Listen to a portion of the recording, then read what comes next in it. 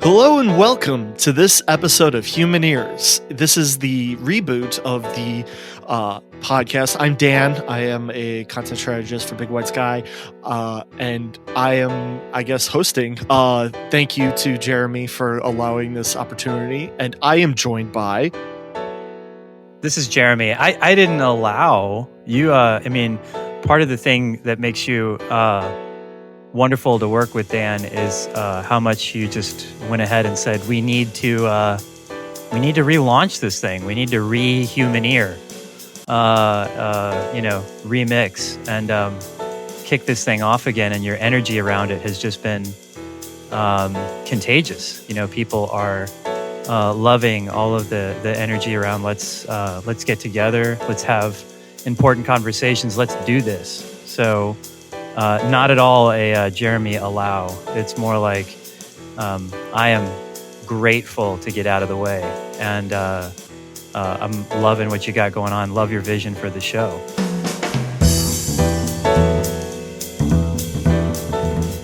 I appreciate it. So the original idea for the show was to sort of highlight the people and culture that make Bigwidesky such an amazing, fun, important place to work and be a part of. I really, really dug that, but it's the lighthearted aspects of this show. Which we'll say it just out of the gate. We recorded a pilot, but we wanted to sort of tweak it a little bit, just for audio purposes. But yes, we like the fun of it, the jokes, the laughs, the getting to know the people that we're talking to, and we're going to be bringing in guests. We're like, this is just me and Jeremy for the first episode, but every subsequent episode, we're going to be bringing people in. We're going to be talking to you. We're going to be hearing your stories, your vision, your experiences that, make Bigwidesky so fun, hot and fresh out the kitchen, as the kids like to say. They probably don't like to say that anymore, but hopefully someone covers that song and then they could say it again based on like a good cover. Anyways, so Jeremy's just shaking his head at me. I'm just letting you go, man. I mean, you got it. You're riffing. You're right. I think that it's both a vision that is lighthearted for what this show can do, but it's so it's amazing what we can uncover, when we slow down and when we really do get curious about people we work with, and in particular, the kinds of people, the humans that are in the orbit around Bigwidesky. If you think they were drawn into, an idea about making business more human, making it, integrated, making business something that serves human need, rather than humans serving businesses' needs, right? And so if that's the case, then you're bound to just uncover all kinds of gems. There's so many things that go into the kind of that level of curiosity, imagination, the drive, and all of the different types of folks that we both have inside of Bigwidesky. And then just like I said, the people that are in the orbit around the organization, and it's in the appreciation for that sort of awesomeity that Dan, you were instrumental in, like, damn it, let's do this thing. Let's really have conversations with those people. Let's talk about that. Let's talk about where they're headed. Let's talk about what makes these folks tick, and where they're headed and why, and what are some of those hidden gems that we'll be able to find. Absolutely. This will be a great connective opportunity and ongoing conversation between people at Bigwidesky, because, I mean, you've talked about this before, but are we in the office? Are we not in the office? We're working remotely. There's a pandemic, all of this unease, unrest, like, we're all over the place. And so this gives us an opportunity to have those laughs, have those conversations, and really highlight the people that make this whole thing tick. I couldn't be more excited, couldn't be more thrilled. Not just for all of us, because we get to kind of do this fun, like, this is great. We're gonna have so many laughs just for like an hour each time, and it's gonna be awesome. But also to really hone in on stories we might not have heard, getting to know people we might not already know, bringing people together. That's all super cool things. And who knows, we Agreed. might, make movie references, but then also miss the movie references. I guess you have to make a movie reference for someone to miss a movie reference. That's not at That all a tends to be how chicken and egg conversations argument work. thing. That is a real, yes, you're right. You nailed the daisy chain on that one. You're right. You have to make the reference first. Unless you have a time machine. But you're correct, man. There is a sense, and there was even a study that was done recently regarding loneliness, levels of loneliness, and like, are we categorically more lonely now? And what kinds of factors contribute to that? And of course, like, lo and behold, we are. We feel more separated, more lonely, and some of it is just a very real sort of physical function of we aren't in the same spaces. We aren't together. We aren't gathered around the same spaces as much. And so, if anything, another thing I just love about your motivation in general, but also your motivation behind this project, is like, let's make that campfire. And if we need to do it digitally, virtually, whatever, like, who cares? Let's do it. And let's as an antidote, to sort of that loneliness, which really just leads to further, sort of isolation, further sort of gathering, looking for meaning. We're in the midst right now of a great resignation, and people, for better or for worse, are saying, like, look, I need to know that what I'm doing has meaning. It's not enough for me to just like punch the clock on some stuff anymore. And this pandemic has shaken loose a lot of that. And, I think as an antidote, regardless of where you work, what you do, anything, I just like where you're coming from with this, because it's like we need more things like this, where we're going to get together and just be curious about people deeply, and even curious, as you said, to the point of like maybe making references to films like Three Amigos that people in previous generations won't get at all, right? Because there's no way that you've seen that movie. I'm going to go out on a limb. No, I thought so. No, but I Folks at have home eaten can't see you shaking it. Oh, you've eaten where? I have eaten at the Weldon Spring restaurant Three Los Compadres, which is a That's play really on close. Three Amigos. It's very close. Oh yeah. I mean, They have an Chevy excellent Chase was there barbecue. playing piano, right? Sure. Yes. Steve Martin was playing guitar as well. No, they have an excellent barbecue chicken quesadilla. So not only will we get movie references, we'll get some dining recommendations. It's a full service show. Yes, absolutely. We're here to service you. We're coming to you on the day of the big announcement in communications, by the way, of the change to the Lord Sovereign Facebook, right? Mm-hmm. So they just announced it only hours ago, right? As of this recording. They're changing the corporation, the corporation as a whole, like the sort of the umbrella, from Facebook to Meta. It's still going to be called, like, the social media network is still going to be called Facebook. It's just the corporation in charge of Facebook will now be known as Meta, which you gotta say, Meta, Facebook and Ron Artest have so much in common. Look, but only one of them has been world peace. Well, it's true. It's true. Yeah, one of them has inspired world peace, and one has done probably the opposite. Let's be fair here.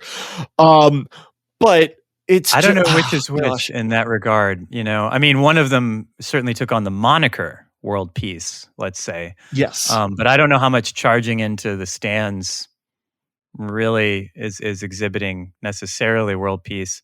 Hey One of man, the two of them. those fans were ridiculous in I'm with you. the Palace. I'm with you. I'm with you. Oh my Um, goodness. and those security guards kept their jobs somehow. I don't know how, It but doesn't make sense. no, it does not. No.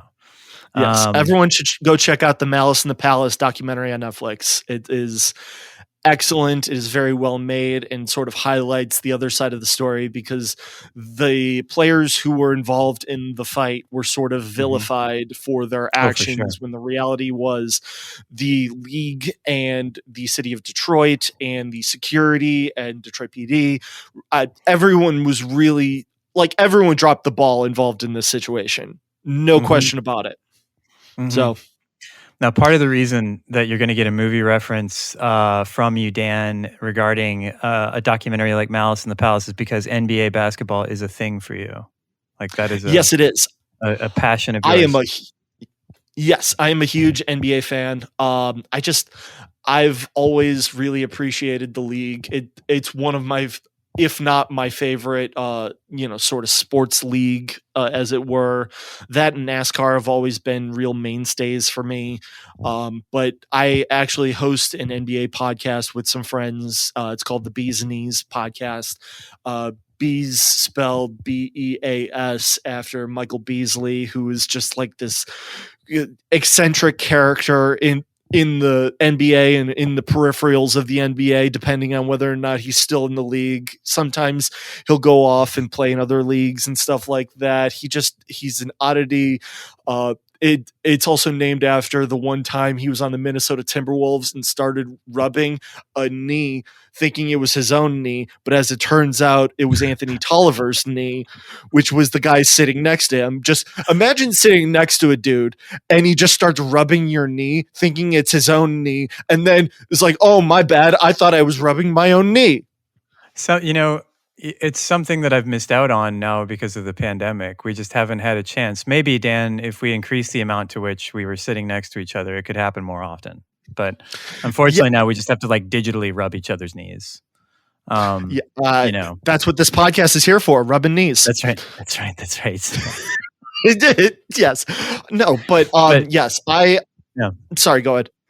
No, I love where you're headed with your show. I've listened to it a number of times, and in general, again, it's like part of what makes you such a valuable uh, human being in general is the fact that you're just willing to pursue, things like a show like that, and the way you do it. Because you're right about the periphery thing. It's like it seems to me, because you have a number of other shows that you're involved in that you produced, and all of them seem to be really focused on and forgive me if I'm wrong about this because this actually goes back to even our movie reference thing, but like mainstream, middle of the bell curve pop culture stuff does not seem at all interesting to Dan, at least from my perspective. Like to me, you always seem like you're really interested in like what is the most fringy or niched or strange little periphery that we can just exploit and like really dig into and try to understand. Does that seem fair? Like, is that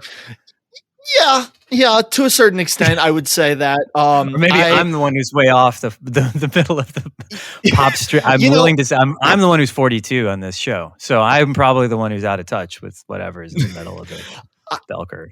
you know, for me, I think I'm just a person who likes exploring whatever I find interesting, and just it just so happens to sometimes result in like something in the periphery, where like for example, one of the other shows I participate in as a contributor, Geek Confidential, that's more just movies and TV, and while these movies and TV are like a lot of like the CW's DC shows and stuff like that, or Marvel movies. They were once considered on the periphery, now are sort of entering the mainstream through the MCU Every and all. movie's Marvel. Yeah, every movie's Marvel now, aren't they? Yeah, Like, isn't that a requirement these days? Right? We're just going to mhm. cover like with the next movie about the Queen of England that we need to make, because we haven't made enough of those either, it's probably going to be a Marvel. I'm just assuming that she's just going to be converted into a Marvel character. Yeah, I mean, I think it was Honest Trailers that once said, once they made Guardians of the Galaxy, it was all over. You had John C. Reilly and Helen Mirren being asked to just say space jargon in funny costumes because it was interesting, because they wanted to be in a Marvel movie. Who doesn't want to be in a Marvel movie? We're going to take the goofball from Parks and Recreation and make him a sex symbol. We're going to have Vin Diesel say one line of dialogue over and over, and you're going to pay for it. Why? It's a Marvel movie. But yeah, just exploring that sort of area, just it's intriguing.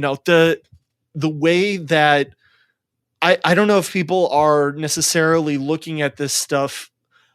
I think that there is like a good number of media outlets and stuff like that looking at dissecting its societal value and the storylines and the characters and these really human moments that are being depicted through this medium.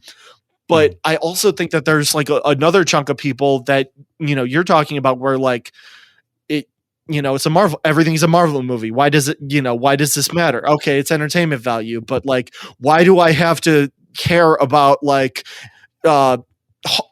Hawkeye's family? Why do I need to visit with his wife and kids? Why do I need to care about this relationship and his dynamics with Nat and all of these like intricacies when I can just watch Hulk smash Hulkbuster?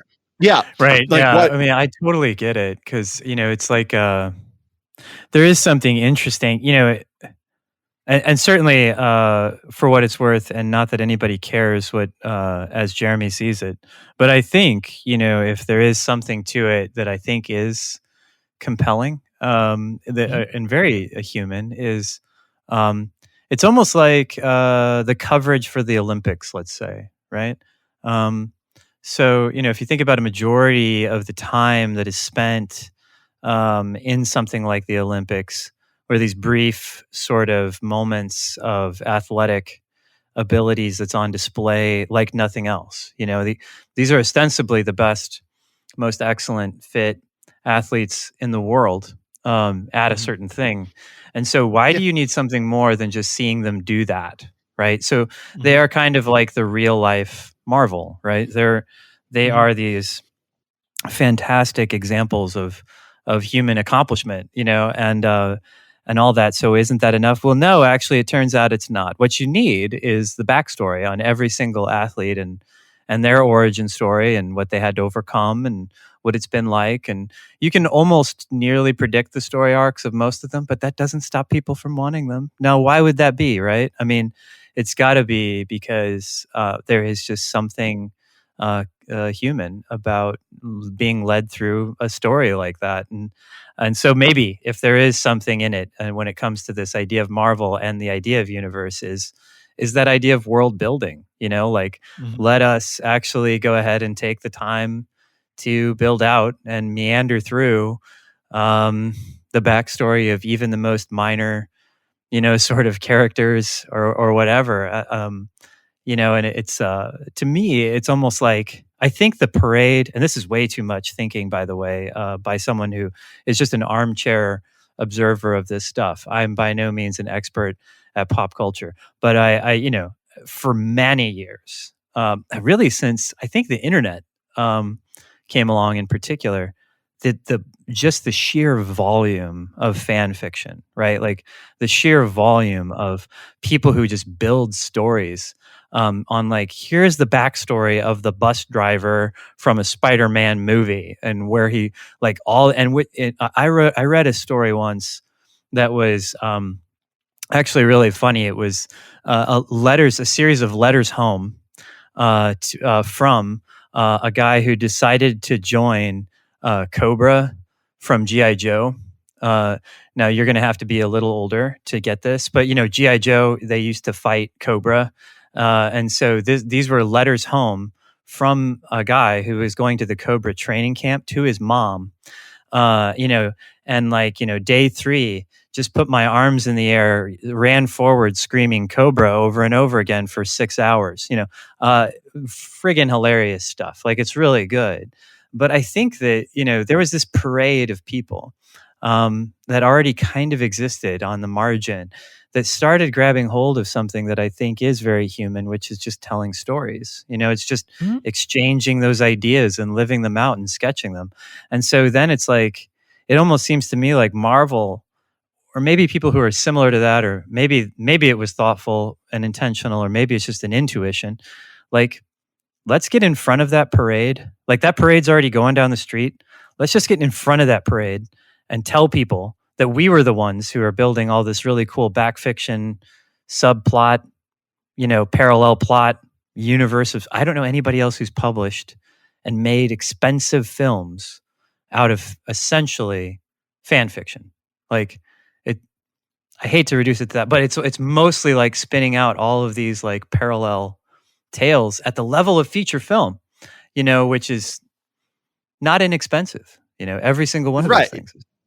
Yeah, right? I think the only one that I've ever heard that started as fan fiction and sort of grew from there to like be like this multi-million-dollar conglomerate was the 50 Shades of Grey. That started basically off the as same movies, basically the same. Yeah. It started off as Twilight fan fiction, right? Like right. that was the basis. I've seen the Twilight movies. They're not good. They are not good.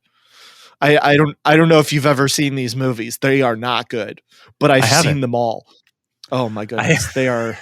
Of the movies that you've seen and haven't seen, this makes complete sense to me now.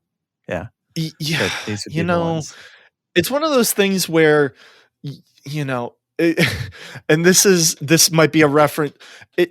If a movie is on and you're not the one who put the movie on, but you're dating the person that put the movie on, you're just going to watch the movie. You're like not going to like say anything. You're not going to do anything. You're just going to watch whatever they're putting on the television. And that's that. All right. Called a relationship. So that was, yes, it's called a relationship. It's world building. Yeah, it's world building. Yes, it is. Yeah. It's world building in your relationship that you're just like, all right, what are we watching? All right, Lion King 1.5. Fine. It's fine. It's fine. Yes, I will watch all of the Gilmore Girls. I'm fine with that. Yeah, I have not seen. I don't know how many hours. Well, you may or may not be missing out on much. But what I'll say is just that's the extreme it can get to, because that's a good solid amount of hours. That's not like a feature film length here. We're talking like months of viewing pleasure. How hard could it be to come from an affluent family, near Yale? Like, there has to just be so much that makes life really challenging. I'm sure that it's really hard. Oh yeah. So I could totally understand why you'd need a series to discuss how difficult your life is. Of course. I think it's things, your pursuits, and certainly not to make this sort of rehumaneering episode, only about, one kind of person, but since you are, in a lot of ways, the driving force, the vision, and the motivation behind this, I think it's worth highlighting for our listeners and for the people who would, be our guests on future shows. That I think that kind of stuff is what makes you a big wide sky type of person. The fact that you're not only just drawn to something that's that curious, like the Venn diagrams of your interests don't make much sense from an algorithm perspective. So, NBA, NASCAR, Power Rangers, daytime television, you have a lot of stuff that, like, if people drew out like these affinity maps, they'd be like, these things shouldn't exist in the same space and time. And the only explanation you can have for it is that you're human, and you are, you have these varied and storied and compelling reasons that aren't. You cannot AI that kind of thing, right?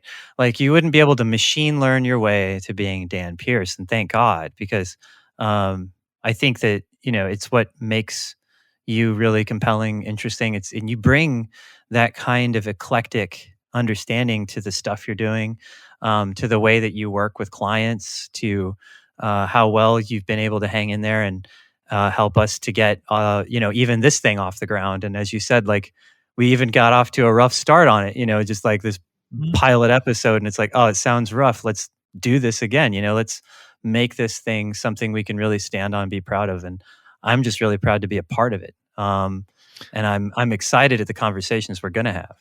I can't wait to hear from folks. I really appreciate all of that, Jeremy. I definitely couldn't do this without your sort of support. You've been really able to just really good at guiding and helping me navigate this space, just within Bigwidesky during my short time here so far. I started in February, and I'm just very appreciative of and also appreciative that you're also like a storyteller. Like it's one of those things where one of the first conversations we had, you wanted to know where I was from. And I was like, oh yeah, I graduated from Huntley High School. And you had a story about Huntley, Illinois. Like right. Just off the top of your head. And I'm like, right. Okay, this guy knows about Huntley, Illinois. And then you start talking about the outlet mall. And I'm like, I used to work at the outlet mall. And I tried to even guess which store it was, didn't I? I can't remember now which store it was. It was Tommy Hilfiger. Oh, that's right. That's right. And I think I was trying to I think I was like, is it the Nike? Was it yeah. That makes sense. You still have those clothes, don't you? Yeah. I do still have some of those clothes. I got half off all of my Tommy Hilfiger stuff. So like, of course I was going to buy a bunch of it. And I also had like aunts and cousins that would like come in and be like, oh, yeah. Hey, so I drove here from Skokie and I'm just going to buy a bunch of stuff. Yeah. I'm like, cool. Right. Like, great. Awesome. Let's figure this out. Oh, my cousin is making faces into the mirror because he is 5? All right. Now I have to go clean that mirror. But yeah, they've since knocked down the mall, which is unfortunate. I didn't even know. I guess I drove by last time I was in Chicago, like the Chicagoland area in Huntley, and it was gone. And I'm like, whoa, that's wild. Because, I spent a summer working at that Tommy Hilfiger before college. Right. But you're right. Like we did, right. We almost connected off the bat just on that storyteller, let's connect to other people kind of vibe. Yeah. Yeah. Journalism also, like journalism.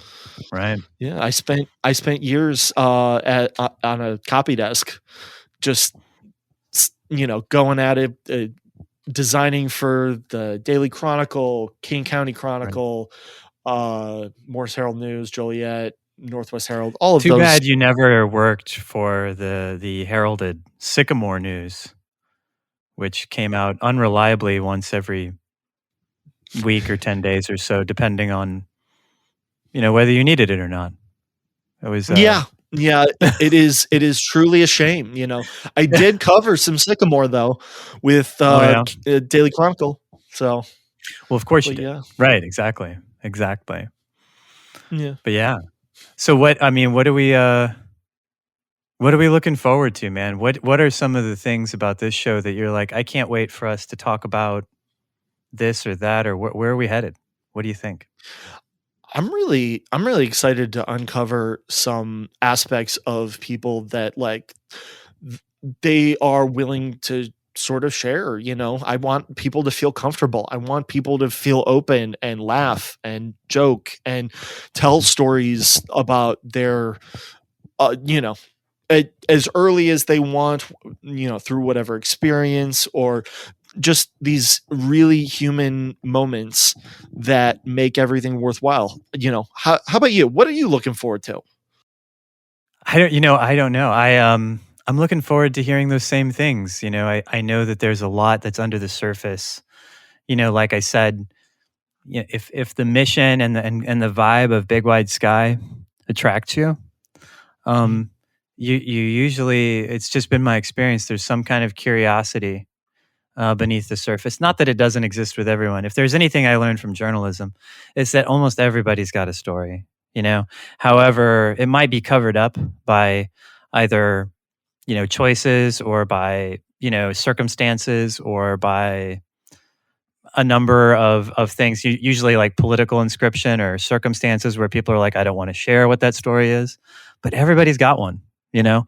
But I will say, it does seem like there's a higher correlation of, the folks that would be drawn to the kinds of investigations we do at Big Wide Sky, where we're holistically creating a safe space for organizations to investigate what it would mean to make their business more human. And when you're trying to meet people on that level, and if you have to vibe on that level, usually there's just something underneath the surface with people that is really compelling. And I've just known this from the years of working alongside, Elliot, Marianne, Georgia, Chris, and Beth. A lot of the folks that have been around in the organization for a long time. Um, and where they're coming from and the intention they have. And so each of those people have really interesting stories. And now, we're at this stage, which your timing couldn't have been better, actually. I really loved the fact that you came along for a good number of reasons, but certainly not least among them is that we were in this midst of, bringing on a lot of folks, and at nearly the same time. And I don't think it should be a secret that the business is growing, that we've got more revenues, more complex projects we're doing, interesting integrated projects that span, communications, culture, technology, and development, change management. Really holistic, consulting kinds of offerings. And so you came along when you did, when we're really staffing up with a lot of folks, and I know that each of those people likely represents, much like the folks that have been here for some time, something interesting, something compelling, something like yourself, where you have these pursuits in your life that, again, like you just wouldn't be able to guess that. No one would be able to generate that. That is a thing that is unique, and I'm excited. I want to have more of these conversations. What we ought to do is, and I'm just spitballing this on this episode in the middle of this, by the way. Yeah. We should make like as we interview people, maybe you and I will kick this off. We'll make like a Spotify playlist of just like what you're listening to right now. Like Okay. what is it that you're listening to, and we can even say that if it's other pods, that's cool. But we Mhm. could even make just like essentially like a Big Wide Sky community playlist out of like podcast episodes, or audio clips, or if you're like, I am only Wu-Tang, I only listen to Wu-Tang, we'll throw the Wu-Tang on there, whatever it is. Yeah. What's that You know, rapper that Eric really likes? Flint Flossie. Yeah, Yeah. there we go. Well, Yeah. and then there's the mental picture then of Cammy doing the Flint Flossie dances, which are pretty elaborate. I mean, they are like an athletic feat uh, of sorts. So, only Kid and Play. I only listen to Kid and Play. Okay. Something like this. I mean, something, we could at least use it as a way to just get on the same level, and share. What better way to share about the humanity of people than what books are you listening to, what are you soaking up, what's compelling to you. So we can like Yeah, just absolutely. organically start making that list, the Humaneers playlist. Yeah. Definitely. Definitely. Jeremy, maybe you should start us off with this playlist. What are you Oh, listening to? let me look at my Spotify. Okay. I'm the cop out answer for this that I really don't like is like, well, I listen to a little bit of everything, which is what basically everyone says. Hmm. Yeah. Let's see. Well, so in terms of other pods, I went on a deep dive into heavyweight. I don't know if you've ever listened to that one. It's by Gimlet Media. It's these interviews with people who are dealing with something in their life that is really weighing them down that they can't figure out. Um, incredible stuff. But oddly, so my playlists are strange because I like listening to Baroque classical music when I'm writing or composing Hmm. things. And Yeah. strategies or other, so there's a good chunk of just like Vivaldi and things like that. Now, I am not nearly that sophisticated or anything or of an individual. A lot of Kishibashi. Um, I went on this tear last week because of the Throwback Thursday playlist of like Hmm. some early 2000s emo piles of like music I'm all about that this. I am all I about this. I figured that might vibe with you. So yeah, they Hmm. had like, stuff that I have to say I'm slightly embarrassed to admit that I listened to, but it was like it kind of fueled some long runs. So Hmm. the Panic at the Fall Out Disco, Boy. the Yeah. Fallout Boy, yeah, The all of Academy those. is. Hmm. Good Yeah. Charlotte. There was all that kind of stuff, But I would say, so there's that. I'm Yeah, I mean, I'm a big fan of, additionally, Run the Jewels. Um, love me some Run the Jewels. And, I have, go-tos that are I'm, always listening to the Talking Heads, Mhm. um, relatively frequently, probably my favorite band. So so there you have it. I don't know. Uh, I hate to say all over the place, but what are you listening to other than What am Fall I Out Boy? listening?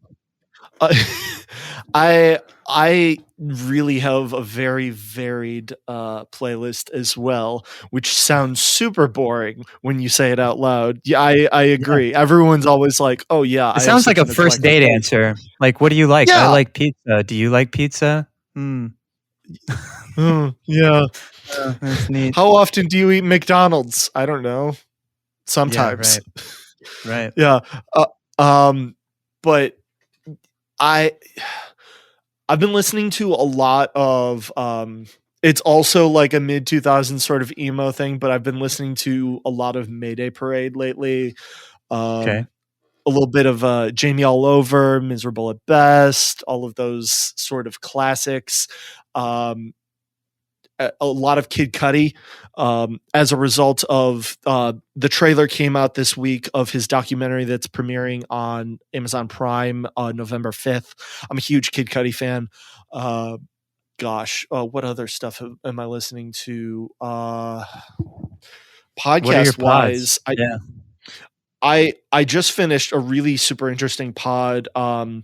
It it's the Dale Jr. Download, which is a NASCAR podcast, but he was interviewing a woman by the name of Shauna Robinson, who is a real trailblazer as a woman in NASCAR, and during her driving days and stuff like that. She's significantly older now and retired, and is now an interior designer, but back in the day, she was a competitive driver.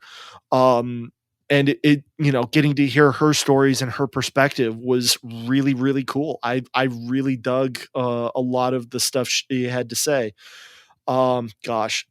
Every day I try and listen to Cap and J Hood from ESPN Chicago, ESPN 1000. They're sort of the morning show over there. Welcome to the OC, bitches, is also a mainstay podcast for me. It's two actresses from the OC talk about episodes from the OC, and they had Adam Brody on, who's also from the OC. The OC is one of my favorite shows of all time, so I'm not really ashamed of it. It's fine. You can make fun of me. It's all good. Um, You been listening to the gosh, Full Go? I like the Full Go. I like Jason's show on Ringer, on the I Ringer.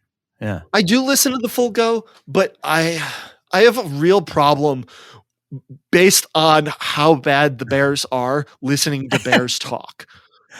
Like, I can't do it. Like, I'll skip those parts of Cap and J Hood. I'll skip those parts of The Real Go just so I can get to Bulls talk, because the Bulls are really good. Or, I know. White Right. Sox talk. Yeah. These two teams are really, really good. And, Right. it's Exciting. I listen to, like, I'm always one to kind of go back also music wise to a lot of the early 2000s stuff that I was listening to, like in high school. So a lot of a band called Making April, a band called Autopilot Off. I was a big Autopilot Off fan, and all of their songs, now that I'm re-listening to them, I really like them, but they're all really depressing. Like, have you ever gone back to like early 2000s music and you're like, man, this is depressing. For sure. Yeah. Like, there's a song called Make a Sound, and it's all about drowning. And I'm like, oh no, I didn't know. Like, I wasn't paying attention. Well, I think early 2000s, you're right, where this kind of hit a peak where there was a lot of just sad music in general. But I do think also around the time you're 14, 15, you're sort of at the height of your ennui. I think that you're always drawn. I mean, I remember I was 14 or 15, just to happen to be at a different, moment than when you were. And so, there were things that were served up to me that were really fitting, though. We had sad, morose music. And I always had The Cure I could go back to, and, things from the 80s and early 90s. So, it's a tradition, really. You have to have sad bastard music. It's part of it, though, Yeah. I think it's part a of the human experience. Indeed. And how would we engineer a human experience? We would humaneer it. Way to go. Yes. Good job. We would humaneer it. So we'll start this playlist, man. Maybe we'll make it per person, and maybe we'll just say, here's a hodgepodge of human ears. If ever people, since we're likely going to, have this thing live on Spotify, we might as well have a playlist, and people can soak up the the things we're listening to, what draws us. So I think it could be absolutely a really fun thing that we develop over time. Absolutely. Well, I couldn't agree more. What's next for us, man? What's next? What do we got? We're going to be hunting for people. Yes, we have an episode coming up, and we're going to be hunting for people. We're going to be contacting people and be like, hey, you want to be on the show? You get to talk about fun things, and then also music and podcasts and all of these sort of human experiences and these stories that you have. I would love to hear them. We do love it. We absolutely love it. So yeah, make sure if you have any questions or thoughts or comments, we can read them on air.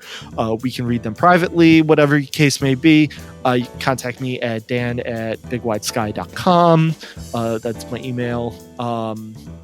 So yeah, Jeremy, this has been super, super fun, and I can't wait to do more of this. Thank you, Not Dan. a problem. I'm really grateful for you. Grateful for this show. It's going to be awesome. Yeah. It is going to be fantastic. All right, everyone. Well, we hope you have an amazing day. Take care. All right. Take care, man.